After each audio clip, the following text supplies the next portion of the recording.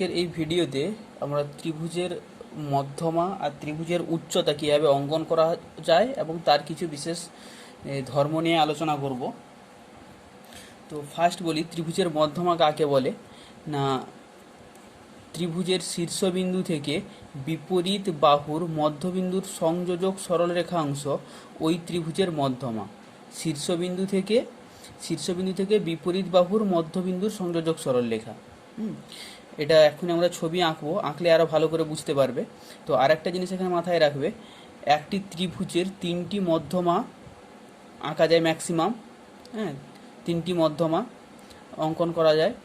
আর প্রতিটা মধ্যমাই, ত্রিভুজের প্রতিটা মধ্যমাই সবসময় ত্রিভুজের ভেতরে থাকে। হ্যাঁ, বাইরে আসে না, সবসময় ভেতরে থাকে। আর একটা ইম্পর্ট্যান্ট যেটা লাইন, এই যে থার্ড পয়েন্ট কি বলছে, ত্রিভুজের মধ্যমা তিনটা সমবিন্দু সরলরেখা অংশ।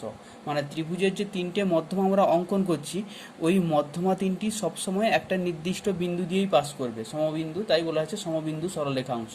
তো আমরা এই ভিডিওতে দেখাবো যে ত্রিভুজের মধ্যমা তিনটা সমবিন্দু সরলরেখা অংশ হচ্ছে, একটা বিন্দু দিয়ে পাস করছে, সেটাও আমরা এঁকে দেখাবো।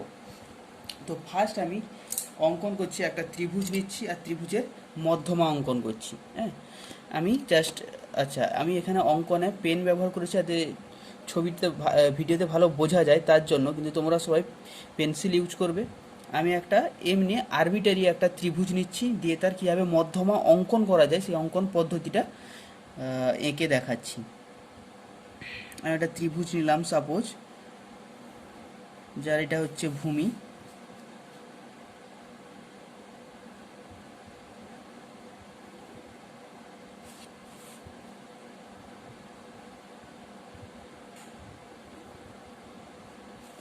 ওকে, নাম দিয়ে দিলাম সাপোজ এ বি সি।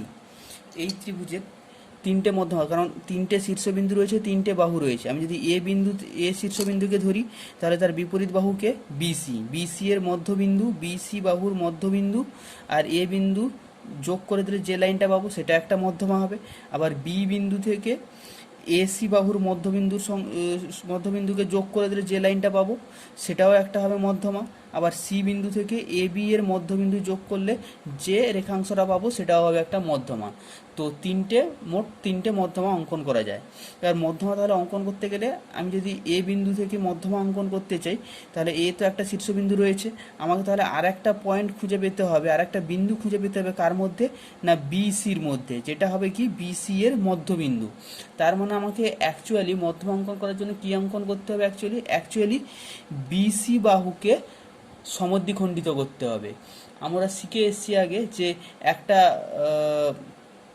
সরল রেখাকে বা সরল রেখাংশকে কিভাবে লম্ব সমদ্বিখণ্ডিত করি, সেই একই নিয়মে এখানে বিসি বাহুকে সমদ্বিখণ্ডিত করব কম্পাসের সাহায্যে।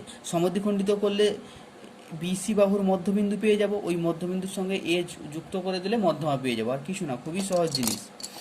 তো কোনো সরল রেখাংশকে সমদ্বিখণ্ডিত করার নিয়ম কি না, সরল রেখাংশের কোনো একটা প্রান্তে কম্পাসের কাঁটা বসা অর্ধেকের চেয়ে বেশি একটা বৃত্তচাপ এদিকে নাও আর একটা বৃত্তচাপ এদিকে নাও।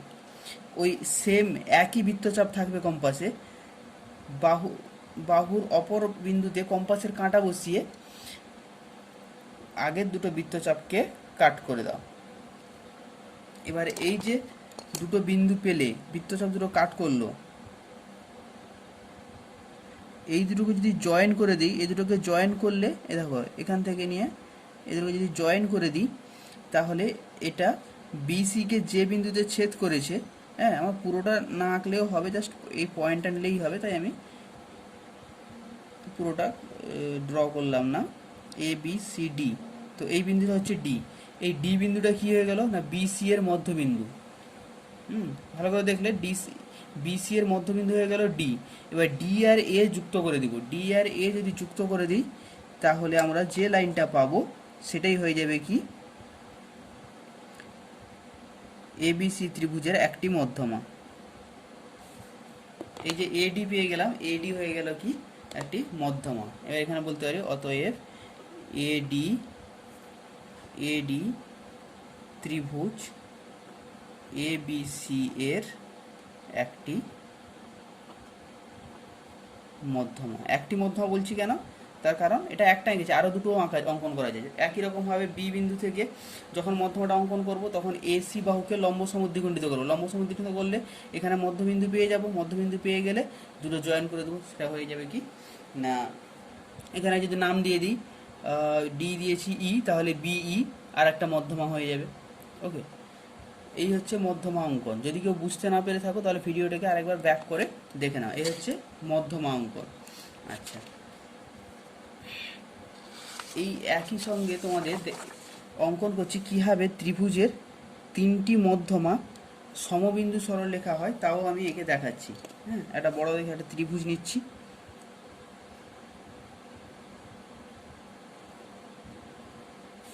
এই একটা বাহু,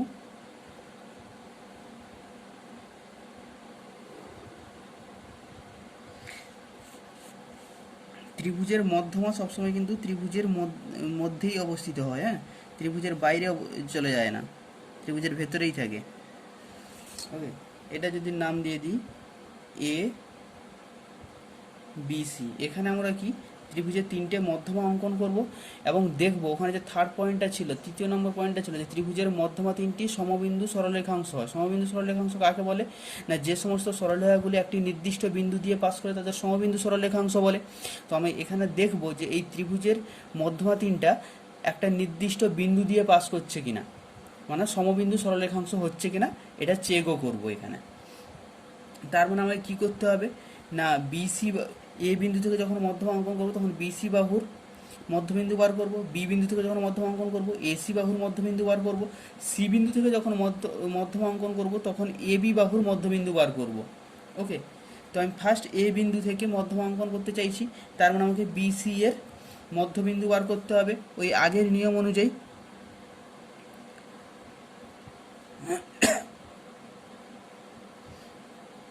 সি বিন্দুতে কম্পাসের কাঁটা বসিয়ে অর্ধেকের বেশি করে একটা বৃত্তচাপ নিয়ে নাও। বড় নিচ্ছে যাতে বৃত্তচাপগুলো ত্রিভুজের বাইরে হয়। ওকে, ওই একই বৃত্তচাপ নিয়ে বি বিন্দুতে কম্পাসের কাঁটা বসালাম, কাঁটা বসিয়ে বৃত্তচাপটাকে কাট করলাম। এই একটা বিন্দুতে কাট করলো আর এই একটা বিন্দুতে কাট করলো।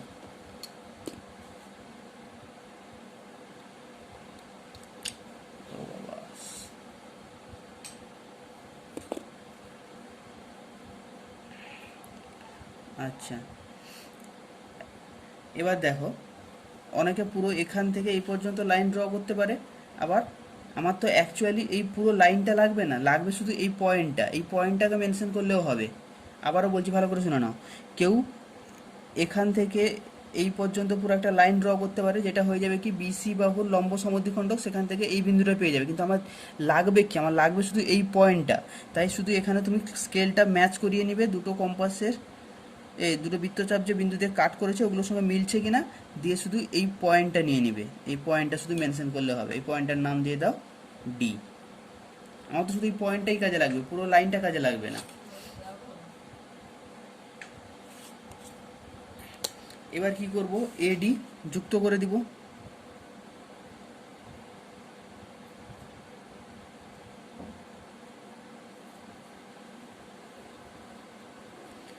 এডি যুক্ত করে দিলাম, এডি হয়ে গেল একটা মধ্যমা। এবার একই রকমভাবে এসি, এসি বি বিন্দু থেকে এসির উপর একটা মধ্যমা অঙ্কন করব। তখন কি করব, তার মানে এসির লম্ব মধ্যবিন্দু নিতে হবে। এসির মধ্যবিন্দু যখন নিব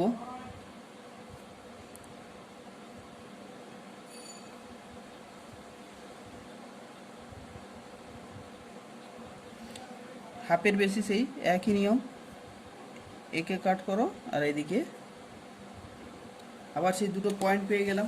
যেই দুটো পয়েন্ট পেয়ে গেছি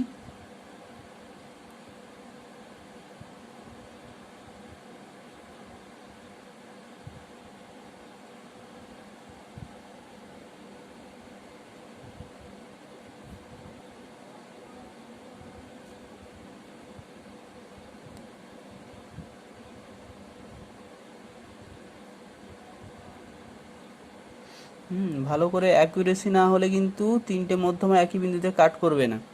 তো আমার এই পয়েন্টটা শুধু লাগবে, তাই এই পয়েন্টটাকে শুধু মার্ক করে নিলাম। এর নাম দিয়ে দিলাম এ বি সি ডি ই। এবার কি করলাম না বিই যুক্ত করে দাও।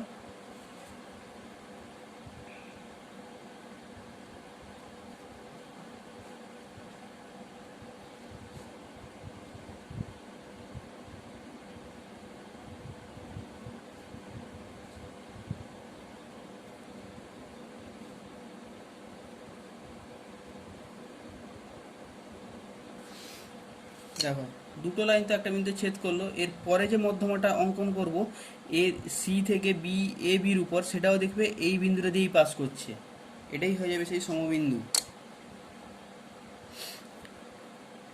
আচ্ছা, তাহলে সি বিন্দু থেকে এ সির উপর যখন মধ্যমা অঙ্কন করব, তার মানে কি করব, এ বি কে লম্ব সমদ্বিখণ্ডিত করব, এ বি কে।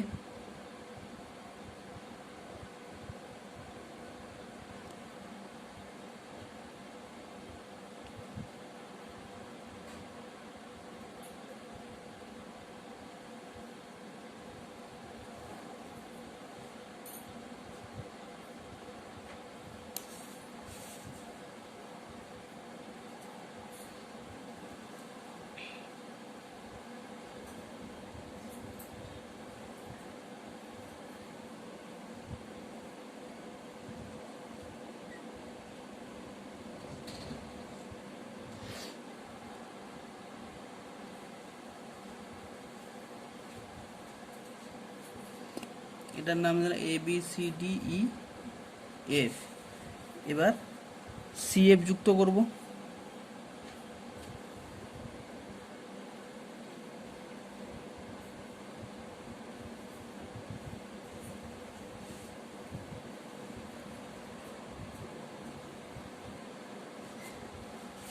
দেখেছো পুরো ফিক্সড একটা বিন্দু দিয়ে গেল, ও বিন্দু। এই যে এ ডি মধ্যমা, বিই মধ্যমা, সি এফ মধ্যমা, তিনটেই দেখো একটা নির্দিষ্ট বিন্দু ও দিয়ে পাস করছে, তাই এ ডি বিই সি এফকে সমবিন্দু সরলরেখাংশ বলবো। তার মানে ত্রিভুজে তিনটি মধ্যমা সমবিন্দু সরলরেখাংশ একটা নির্দিষ্ট বিন্দু দিয়ে যায়। এই বিন্দুটারও আলাদা নাম আছে, হরকেন্দ্র। তো এগুলো পরে আরও পরে উঁচু ক্লাসে তোমরা শিখবে।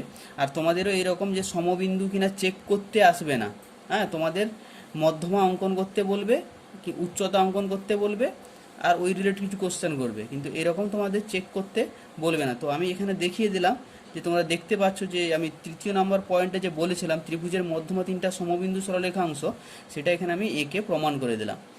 কারুর যদি মনে হয় যে না তাড়াতাড়ি হয়ে যায়, বুঝতে পারছি না, সে ভিডিওটাকে ব্যাক করবে, ব্যাক করে আবার দেখবে। ওকে,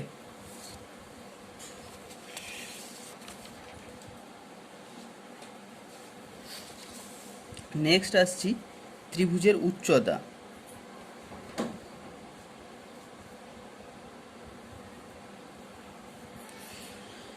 ত্রিভুজের উচ্চতা কি বলছে না, ত্রিভুজের শীর্ষবিন্দু থেকে বিপরীত বাহুর উপর অঙ্কিত লম্বকে ত্রিভুজের উচ্চতা বলা হয়। ওখানে ছিল কি শীর্ষবিন্দু থেকে বিপরীত বাহুর মধ্যবিন্দুর সংযোজক সরলরেখা, আর এখানে কি বলছে শীর্ষবিন্দু থেকে বিপরীত বাহুর উপর অঙ্কিত লম্ব, লম্বটাকেই বলছে কি উচ্চতা। ত্রিভুজের তিনটি উচ্চতা অঙ্কন করা যায় একই রকম, যেমন ওইখানে ত্রিভুজের ম্যাক্সিমাম তিনটি মধ্যমা অঙ্কন করা যায়, সেরকম ত্রিভুজেরও সবচেয়ে বেশি তিনটি উচ্চতা অঙ্কন করা যায়।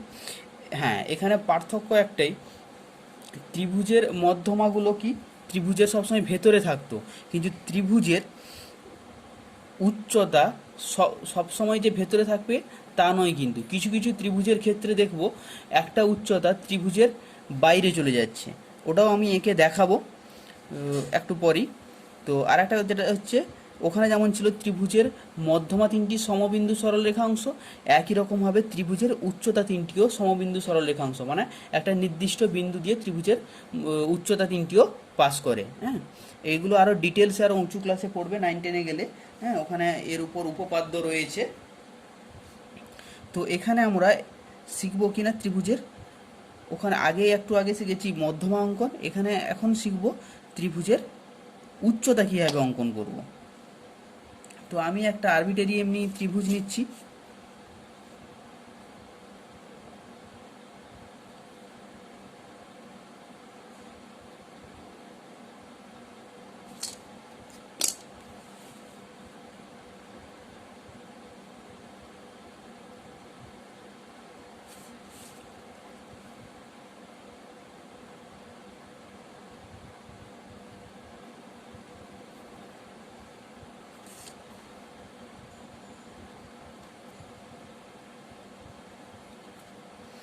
এবার দেখো এবিসি ত্রিভুজের আমি উচ্চতা অঙ্কন করব। আমি সাপোজ এ শীর্ষবিন্দু থেকে বিসি বাহুর উপর উচ্চতাটা অঙ্কন করতে চাইছি। তো উচ্চতা সংজ্ঞা কি বললাম না, এ শীর্ষবিন্দু থেকে যদি বিসির উপর উচ্চতা অঙ্কন করব, তার মানে কি এ বিন্দু থেকে বিসি বাহুর উপর, এ বিন্দু থেকে বিসি বাহুর উপর একটা লম্ব অঙ্কন করতে হবে। এস এ বিন্দু থেকে বিসি বাহুর উপর একটা লম্ব অঙ্কন করতে হবে। আমরা আগে শিখে এসেছি আগের ক্লাসে যে কোনো একটা বিন্দু থেকে একটা সরলরেখার উপর, কোনো একটা বিন্দু থেকে একটা সরলরেখার উপর কীভাবে আমরা লম্ব অঙ্কন করা হয়।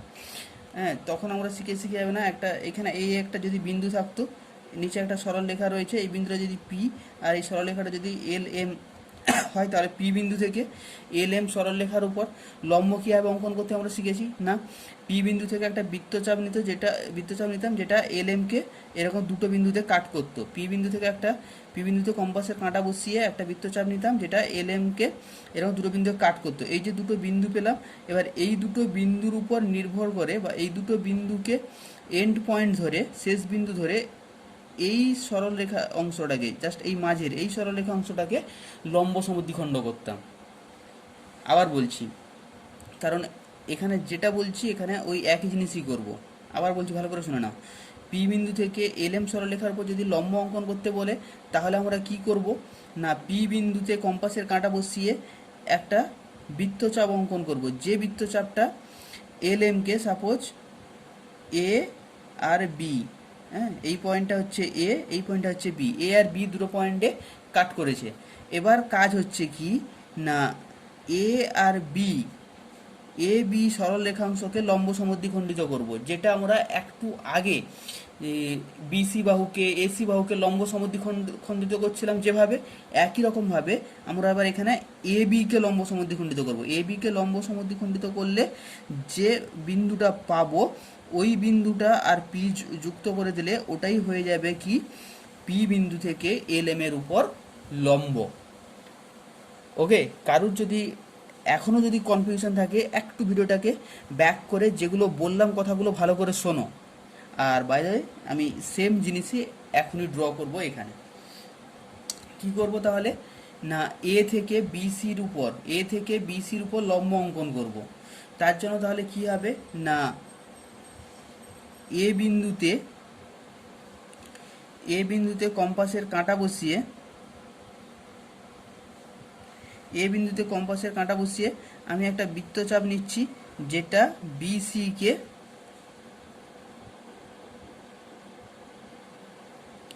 আচ্ছা এখানে দেখো পুরোপুরি সিতে চলে গেল, বা এটা একটু বাড়িয়ে দাও যাতে কাট করে, বা আর একটু ছোট বৃত্তচাপ নিলেও হতো।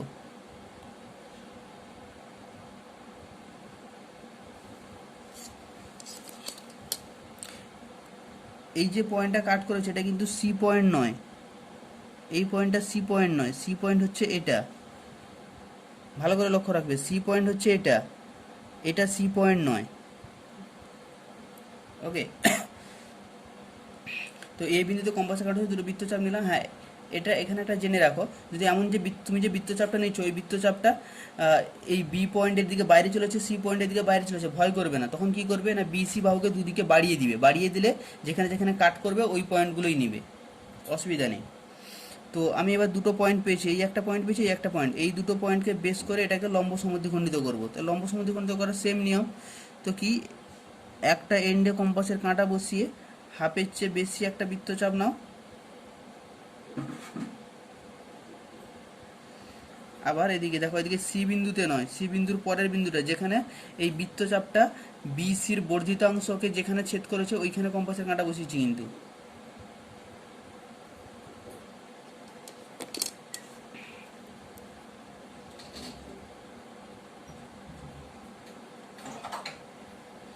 এবার দেখো পুরো লাইনটাও টানতে পারো, আর পুরো লাইন আমার প্রয়োজন নেই, আমার তো লাগবে শুধু এই পয়েন্টটা।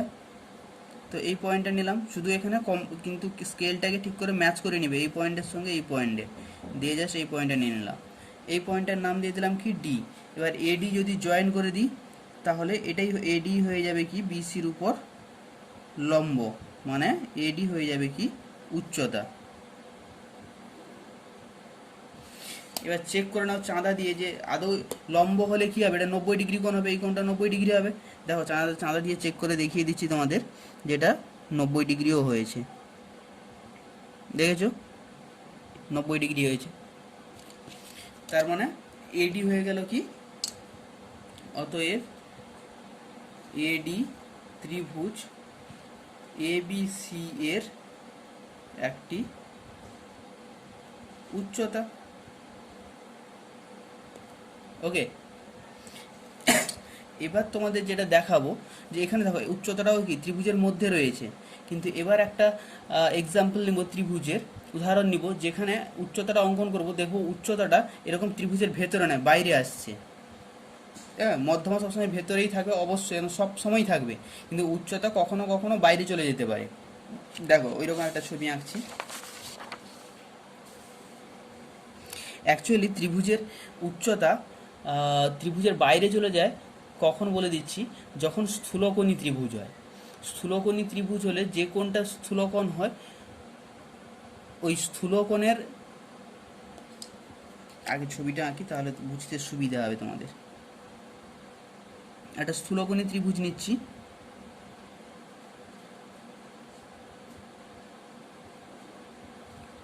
এই একটা বাহু,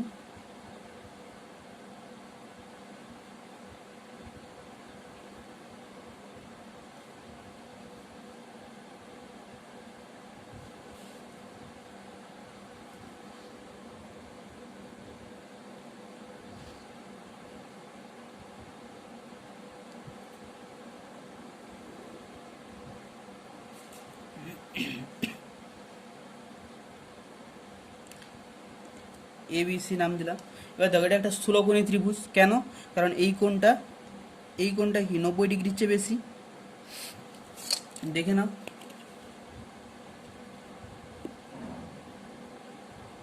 ঠিক আছে, এটা প্রায় 120 ডিগ্রি, 120 ডিগ্রির চেয়েও বেশি, 121 ডিগ্রি মতো হচ্ছে, 121 ডিগ্রি হচ্ছে, পুরোপুরি 121 না 22 হচ্ছে, 122 ডিগ্রি হচ্ছে। তো এটা 90 ডিগ্রির চেয়ে বেশি, তার মানে স্থূলকোণী ত্রিভুজ।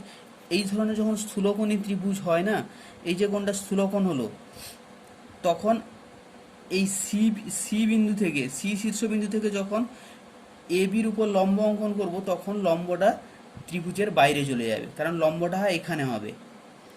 হ্যাঁ, সি বিন্দু থেকে যখন এ বি এর উপর লম্ব অঙ্কন করবো, তার মানে এ বিকে বাড়াতে হবে, এ বির বর্ধিতাংশের উপর লম্বটা হবে, তখন সি বিন্দু থেকে এ বির বর্ধিতাংশ লম্বটা এখানে হবে। দেখো ত্রিভুজটার ভেতরে থাকছে না, তখন ত্রিভুজের বাইরে চলে যাচ্ছে। হ্যাঁ, এই জন্য বলা হয় যে ত্রিভুজের উচ্চতা কখনো কখনো ত্রিভুজের বাইরে চলে যেতে পারে। বাকি বাকি কিন্তু এ বিন্দু থেকে যখন বিসির উপর লম্ব অঙ্কন করব, তখনও ভেতরে থাকবে। আবার যখন বি বিন্দু থেকে, হ্যাঁ বি বিন্দু থেকেও যখন লম্বটা অঙ্কন করব, বি বিন্দু থেকে যখন এসির উপর লম্ব অঙ্কন করবো, তখনও এটা বাইরে চলে যাবে। শুধুমাত্র তার মানে দেখো যে কোণটা স্থূলকোণ হচ্ছে, ওই স্থূলকোণের যে শীর্ষবিন্দু, ওখান থেকে যখন আমি লম্ব অঙ্কন করছি, তখন শুধু ভেতরে থাকবে, উচ্চতাটা ভেতরে থাকবে। বাকি দুটো শীর্ষবিন্দু থেকে, স্থূলকোণী ত্রিভুজের ক্ষেত্রে বাকি দুটো শীর্ষবিন্দু থেকে যখনই উচ্চতা অঙ্কন করবো, সেই উচ্চতা দুটো ত্রিভুজের বাইরে চলে যাবে। দেখো আমি ফার্স্ট যেমন আমি সি বিন্দু থেকে ত্রিভুজের উচ্চতা অঙ্কন করছি। সি বিন্দু থেকে ত্রিভুজের উচ্চতা অঙ্কন করবো মানে কি, এ বি বা এ বির বর্ধিতাংশের উপর লম্ব অঙ্কন করব। তো আগে এ বিটাকে একটু বাড়িয়ে দাও,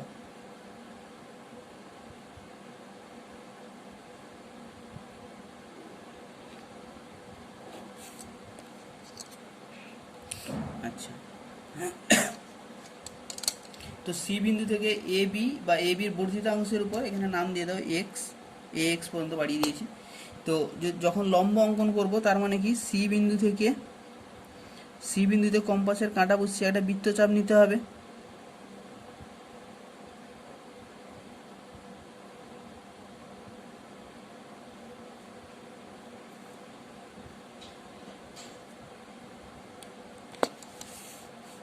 এটাকে আর একটু বাড়িয়ে দিচ্ছি।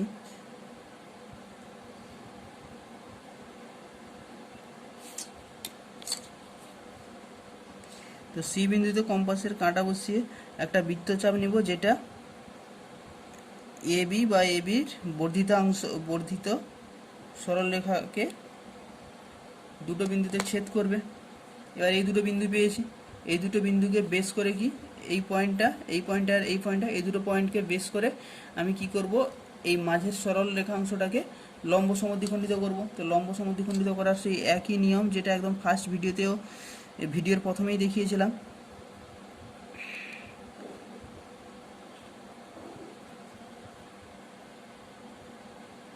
এদিকে কম্পাসের কাঁটা বসাও,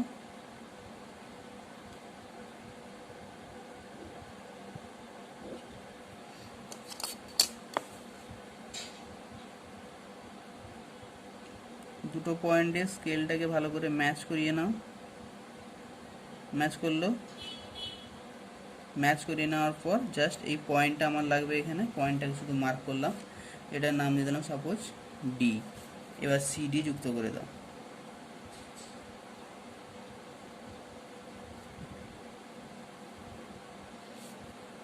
এখানে সিডি হচ্ছে উচ্চতা, সিডি হচ্ছে উচ্চতা এবিসি ত্রিভুজের, কিন্তু দেখো সিডি উচ্চতাটা এবিসি ত্রিভুজের ভেতরে নয়, বাইরে অবস্থিত। ওকে, এটা এই ধরনের দেখা যায় সবসময় স্থূলকোণী ত্রিভুজের ক্ষেত্রে। একই রকমভাবে যখন বিসির উচ্চতা অঙ্কন করবো কার উপর, না এসি বাহুকে বাড়াতে হবে, তখন দেখো এটাও না হয় এঁকে দিচ্ছি।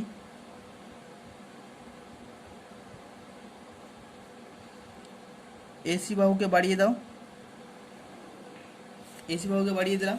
এবার বি বিন্দু থেকে আমি উচ্চতা অঙ্কন করব এসি বাহুর উপর, তখন কি করব,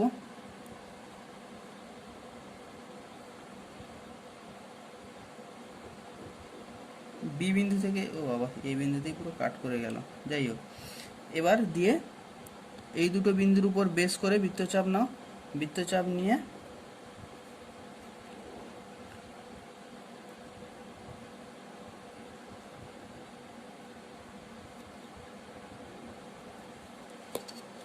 খেয়াল করবে এই বৃত্তচাপটা কিন্তু এটা আগেরটা নয়, হ্যাঁ অনেক কটা বৃত্তচাপ হয়ে যাচ্ছে তো, যেন গুলিয়ে না যায় কাটিং পয়েন্টগুলো। এটা এখানে ম্যাচ করিয়ে নাও, এটা এখানে ম্যাচ করে নাও, আমার লাগবে শুধু এই পয়েন্টটা, তাই এই পয়েন্টটা শুধু মার্ক করলাম এ বি সি ডি ই। এবার বিই যুক্ত করে দাও।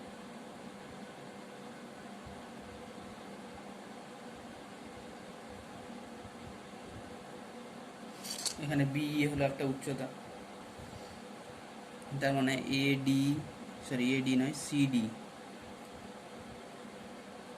অতএব সিডি ইবি বা বিই